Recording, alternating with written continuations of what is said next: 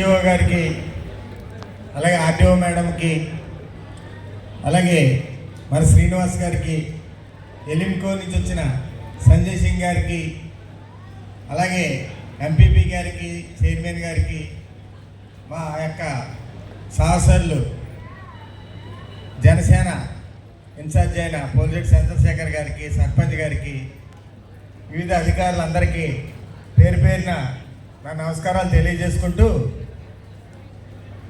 ముఖ్యంగా ఈరోజు ఈ కార్యక్రమాన్ని మన మినిస్టర్ గారు ఇది చేయవలసిన కార్యక్రమం. ఈ కార్యక్రమానికి ఎప్పటి నుంచి అప్పుడే 3 సార్లు వాయిదా పడ్డది.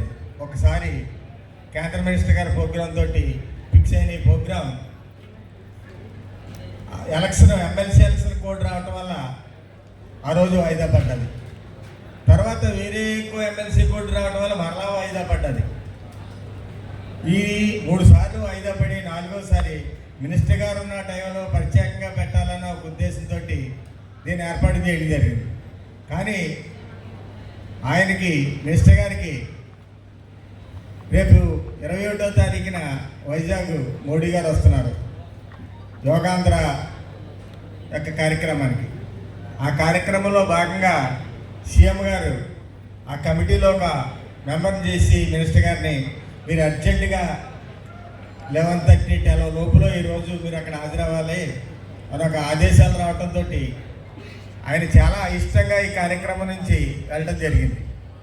అయినా కూడా ఆయన కొంచెం ఒక అరగంట టైం తీసుకుని ఇక్కడికి వచ్చి ఉదయం ఉన్న కొద్దిమంది దివ్యాంగులతోటి, అలాగే ఆఫీసర్లతోటి కలిసి వెళ్ళడం జరిగింది.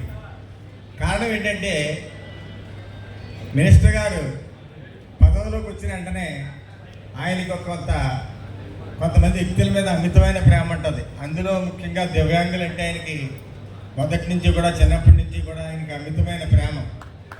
ఆయన ఎప్పుడైతే అధికారంలోకి వచ్చారో, వచ్చినట్టే ఆయన ఆలోచన మనం ఈ దివ్యాంగులకి ఏం చేయాలి, మనం వ్యక్తిగతంగా చేయాలా, ఏం చేయాలని ఒక ఆలోచనలోకి వెళ్ళిన పెదప ఆయనకి ఒక విషయం తెలిసింది. కేంద్ర ప్రభుత్వ సంస్థ ఎలింకో సంస్థ ఒకటి ఉంది. ఆ ఎలింకో సంస్థ దివ్యాంగులకి కావలసిన పరికరాలు, వాళ్ళకి ట్రైసైకిల్ లాంటి వాళ్ళకి ట్రైసైకిల్స్, అలాగే అవయవాలు లేని వాళ్ళకి అవయవాలు, అలాగే battery vehicles, three wheel battery vehicles, ఇవన్నీ కూడా పంపిణీ చేసే సంస్థ కేంద్ర ప్రభుత్వ సంస్థ ఎలింకోటి ఉందని ఆయన దృష్టిలోకి రావడంతో ఆయన వాళ్ళతోటి పదే మాట్లాడి ఆఫీసర్తో అందరూ కూడా వాళ్ళు చాలా సహకారం కలగజేశారు. ఇందులో చాలా సహకారం అందించి దీన్ని ఎలా ఎదరికి తీసుకెళ్లాలన్న పదే అదే విషయం మీద మాట్లాడి మొత్తం మీద మొన్న నవంబర్ 4ని ఇక్కడికి ఆ సంస్థను తీసుకొచ్చి అవగాహన సదస్సు ఏర్పాటు చేయడం జరిగింది. అందులో దివ్యాంగులు చాలామంది 2000 మంది దాకా దాదాపు పాల్గొంటే ఎవరికి వాళ్ళకున్న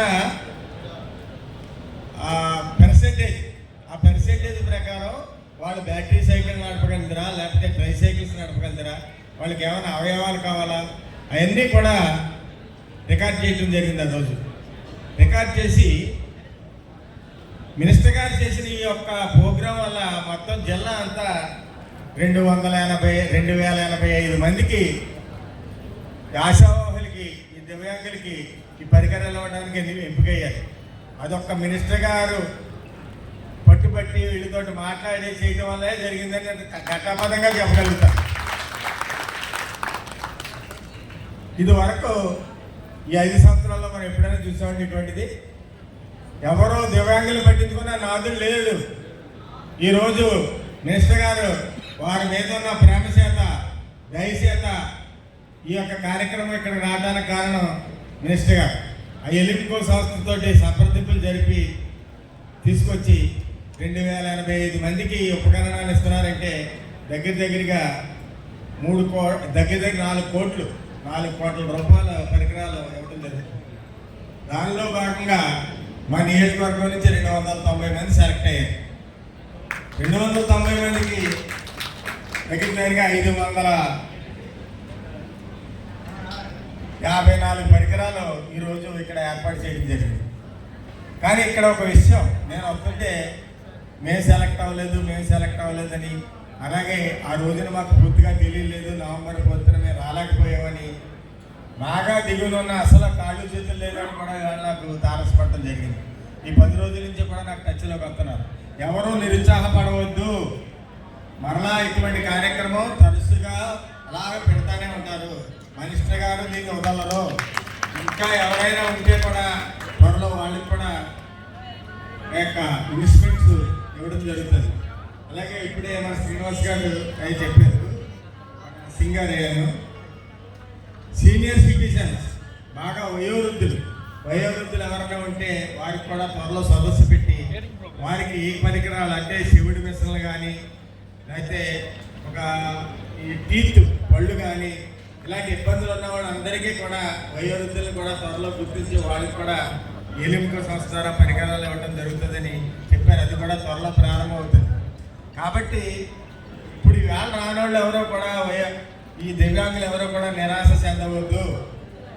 నిరాశ చెందకుండా ఉంటే త్వరలో మరలా ఇంకో క్యాంపు పెట్టి ఆ క్యాంపు ద్వారా మళ్ళీ సెలెక్షన్ చేసుకుని మనం వాళ్ళకి కూడా ఇవ్వడం జరుగుతుంది. నిరంతరం ఆ ప్రక్రియ మినిస్టర్ గారు చొరవతో ఎప్పుడూ ఎదరికి వెళ్తుంటుందని, ఆయన ఎప్పుడు దివ్యాంగుల పట్ల ప్రేమతోటి దయతోటి కూడా ఉంటారని, ఆయన యొక్క మనసంతా కూడా ఎవరైతే ఇబ్బందులు పడుతున్నారో నియోజకవర్గంలో వాడి చుట్టే తిరుగుతుంటుంది ఆయన మనసంతా కూడా. వేళ ఎవరికి ఏం చేయాలి, మనం ఒక పొజిషన్లో ఉన్నాము, మన చేయగలిగే పొజిషన్ ఏంటి అన్న ఒక ఆయన దృష్టి అంతా కూడా ఇబ్బందుల్లో ఉన్న వాళ్ళ మీద తిరుగుతుంటుంది. ఈరోజు రేపు ఆయన బర్త్డే కార్యక్రమం సందర్భంగా ఆయన ఒకటి చెప్పారు, నాకేం బుక్కలు తీసుకురావద్దు, నాకు ఫ్లెక్సీలు పెట్టద్దు, నేను తల్లిదండ్రులు లేని పిల్లలందరినీ కూడా రేపు ఆయన ఎంతమంది ఉంటే నియోజకవర్గంలో అంతమందిని, నియోజకవర్గంలో కాదు జిల్లాలో ఎక్కడి నుంచి ఉన్నా సరే తల్లిదండ్రులు లేని పిల్లల్ని ఆయన విద్యాపరంగా తీసుకుంటున్నారు. రేపు దగ్గరగా 60 మందిని రిజిస్ట్రేషన్ చేయించుకోవడం జరిగింది. ఇప్పటికి ఇంకా రేపు వరకు అలా వస్తూనే ఉంటారు. ఎంతమంది ఉన్నా సరే అంతమందిని ఆయన చదివించడానికి, వాళ్ళకి ఉద్యోగం వచ్చేదాకా ఆయనే బాధ్యత తీసుకునేలాగా ఒక ప్రణాళిక రూపొందిస్తున్నారు.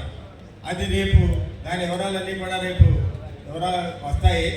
అలాగే దివ్యాంగులకి ఆ విషయంలో నేను చెప్తాను, వాళ్ళ కుటుంబంలో చదివించుకోలేని స్థితి ఉంటే ఎవరైనా సరే, ఎంతమంది పిల్లలు ఉన్నా సరే ఆయన చదివించడానికి ఇక్కడ రెడీగా ఉన్నారని ఇక్కడ అందరికీ కూడా సభాముఖంగా చెప్తున్నాను. ఇది నేను చెప్పే మాట కాదు, అమలు జరిగే కూడా పూర్తిగా 100% ఉంటుంది. సుభాష్ గారు ఒక మాట చెప్పారంటే అది అమలయ్యేదాకా కూడా నిద్రపోడు. ఆయనకున్న మనస్తత్వం అటువంటిది. ఆయన ప్రజల్లోకి వచ్చింది కూడా సహాయం అనే పేరుతోటైనా ఈ ఏళ్ళ అక్కడ ఈ పదవులోకి వచ్చిన ఎమ్మెల్యే అయినా మినిస్టర్ అయినా ఆయన అక్కడ మొదటి నుంచి ఆయన 15వ సంవత్సరం చిన్నతనం నుంచి కూడా సహాయం చేయాలనే దృక్పథంతో ఉంటారు ఆయన ఎప్పుడు కూడా. అదే ఆయన రాజకీయంలోకి వచ్చిన మంత్రి అయినా కూడా ఆ యొక్క సహాయం పొందిన వ్యక్తుల ఆశీర్వాదం వల్లే ఇవాళ ఇక్కడ ఈ స్థితిలో సుభాష్ గారు ఉన్నారు. ఇవాళ ఆయన మనసంతా కూడా అక్కడికి వెళ్ళారు, కానీ ఇక్కడే తిరుగుతుంటుంది అంతా కూడా. కాబట్టి మీరు ఎవరో కూడా రాని వాళ్ళు ఎవరో నిరుత్సాహపడవద్దు, అతి త్వరలో వాళ్ళు కూడా ఏర్పాటు చేస్తామని సభాముఖంగా తెలియజేసుకుంటూ, అలాగే మనకి ఎన్బిసిఓ గారు, మన శ్రీనివాస్ గారు, మన సింగ్ గారు, వీళ్ళందరూ కూడా ఈ విషయంలో చాలా తోడ్పాటునిచ్చారు. ఒక ఇది అనుకోవటం వేరు, అమలు జరగటం వేరు. దీని వెనక మినిస్టర్ గారి గురించి చాలా ఉంది. వాళ్ళేదో వచ్చేసి పరికరాలు ఇచ్చేస్తారంటే ఇదేదో అన్ఎక్స్పెక్టెడ్గా జరిగింది కాదు. అది ఇదంతా కూడా నవంబర్ 4 తర్వాత దీని మీద చాలా వచ్చేసి చాలా చేశారు. కాబట్టి ఎవరికి ఇబ్బంది ఉన్నా సరే, జిల్లాలో కానీ నియోజకవర్గంలో కానీ సుభాష్ అనే ఒక వ్యక్తి ఉన్నాడు, ఎవరికి ఏ ఇబ్బంది కలిగినా సరే ఇవాళ నేను సభాముఖంగా చెప్తున్నాను, విద్యాపరంగా కానీ ఆరోగ్యపరంగా కానీ ఎవరికి ఇబ్బంది ఉన్నా దరిద్ర రేఖ దిగువ నుండి వాళ్ళు చదివించుకోలేకపోయినా, వైద్యం చేయించుకోకపోయినా అన్నింటికి కూడా ఆయన ముందుండి నడిపిస్తారని సభాముఖంగా తెలియజేస్తున్నాను. త్వరలో మొన్ననే చెప్పాడు ఆయన, మన నియోజకవర్గంలో ఎవరికైనా సడన్గా హార్ట్ స్ట్రోక్ వస్తే ఇలా కాకినాడ కానీ రాజమండ్రి కానీ తీసుకెళ్ళేటప్పటికి వాళ్ళు చాలామంది చనిపోతున్నారు. ఎందుకు సరైన సమయంలో ఇక్కడ మన కార్యాలయం ఎవరు లేరు. రామచంద్రపురం నియోజకవర్గం అటు ఇటు కాకుండా ఉంది. త్వరలో ఆయన ఒక 50 సెంట్లలో కార్డియాలజీ హాస్పిటల్ త్వరలో నెలకొల్పుతున్నారు. అది ఆల్రెడీ సిఎస్ఆర్ ఫండ్స్ తోటి కొంతమంది వ్యక్తుల సపోర్ట్ తోటి కూడా అది ఏర్పాటు చేసిన తర్వాత అప్పుడే కూడా దాని స్థలం 50 సెంట్లు తీసుకోవడం కూడా ఒక దాత ఇచ్చారు. దాత పేరు కూడా రేపు మినిస్టర్ గారు ప్రకటిస్తారు. ఇలాగే మనకి కష్టం ఉన్నా సరే మినిస్టర్ గారు మీకు ఎన్నట్టు ఉంటారని, ఈ దివ్యాంగుల పట్ల చాలా ప్రేమగా ఉంటారని, ఎవరికి ఏ కష్టం వచ్చినా దివ్యాంగులకైనా సరే ఏ కష్టం వచ్చినా సరే ఆయన్ని గనక కలవగలిగితే వెంటనే మీ సమస్యలు పరిష్కారం అవుతాయి. ఏదైనా కారణం చేత ఆయన ఊళ్ళో లేకపోతే ఆయన తరపున నేను మీకు వర్క్ చేయడానికి ఏ పనైనా చేయడానికి నేను సిద్ధంగా ఉన్నానని, మీ అందరికీ మేము అండగా ఉంటామని, సుభాష్ గారికి మీరు ఇచ్చిన అండ, ఒక సామాన్యమైన వ్యక్తిని తీసుకొచ్చి ఎలా మినిస్టర్గా కూర్చోబెట్టారంటే మీ అందరూ అండ, మీ అందరి రుణం తీర్చుకోవాల్సిన పరిస్థితి ఆయనకు ఉన్నది. ఆయన అనుకునేది అదే.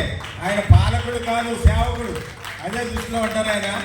కాబట్టి మీరు అందరూ ఈ సదవకాశాన్ని ఉపయోగించుకుని మీరు ఎప్పుడైనా సరే పిలిస్తే పలుకుతామని తెలియజేసుకుంటూ, ఈ కాలాతీతం అవుతుంది, పైన వాతావరణం కూడా బాగుండలేదు కాబట్టి ఇక్కడ మనం ఈ పరికరాలు ఇప్పుడు అందజేయవలసి ఉంది అందరికీ.